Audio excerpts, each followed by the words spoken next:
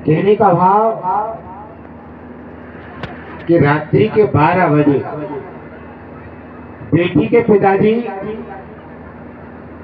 बेटा से पानी मांगे देते, बेटा से पानी मांगे, एक लोटा जल दे जाओ।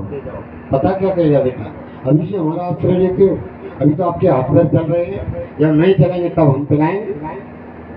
यदि वो शब्द कहीं बेटा से कहा है और बेटी ने सुन लिया तो बेटी उसी समय रात्रि में जाएगी एक लोटा जल लेके और पिता को माता को खिलाएगी। ईमानदारी से बताओ, ऐसा भाव है कि नहीं बेटियों का? और फिर भी हम उन बेटियों को है दृष्टि से देखते। इसलिए गोस्वामी जी ने लिखा, पुत्री पवित्र किए कुल दो। तो हम लोगों ने यदि भेदभाव किया, बेटियों को पढ़ाएंगे सरकारी स्कूल में जिससे वजीफा मिलेगा, किताबें थैला झोला मिल जाती हैं, और बेटा को पढ़ाएंगे प्राइवेट स्कूल में जो अच्छी पढ़ाई जहाँ वहाँ कर दिया ना, बेटी और बेटा में कैसे शांति मिलेगी?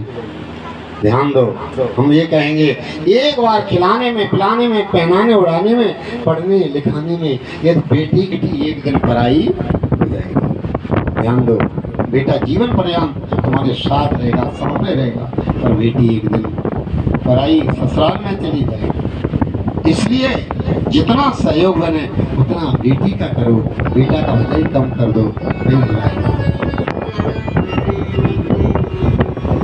बेटी का यश देखिए, वैभव। गोस्वामी जी ने लिखा, पुत्री पवित्र किए कुल दो। बेटी माता पिता के घर में जन्म लेती है तो माता पिता के यश वैभव को बड़े बड़े पर्वत के शिखरों की ओर ले जाती है, और वो बेटी ससुराल में जाती है तो पति के यश वैभव को बढ़ाती है, दो कुल को पवित्र करती है बेटी। को हार्ट अटैक पड़ जाए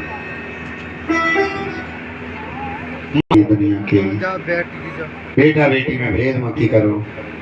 हजारों कथा सुनने की जरूरत नहीं, एक कथा सुन लो और एक कथा और बेटा में भेद नहीं करेंगे। माताएं संकल्प लें कथा की पंडाल में कि आज से यदि बेटा का जन्मदिन मनाएंगे तो बेटी का भी, और यदि बेटी का नहीं मना पाएंगे तो बेटा का भी नहीं मनाएंगे। भेदभाव की श्रृंखला माताएं चाहें तो तोड़ सकती है। बोले राम कृष्ण भगवान की यही कथा है सच्ची, हजार बार सुनने की जरूरत नहीं है।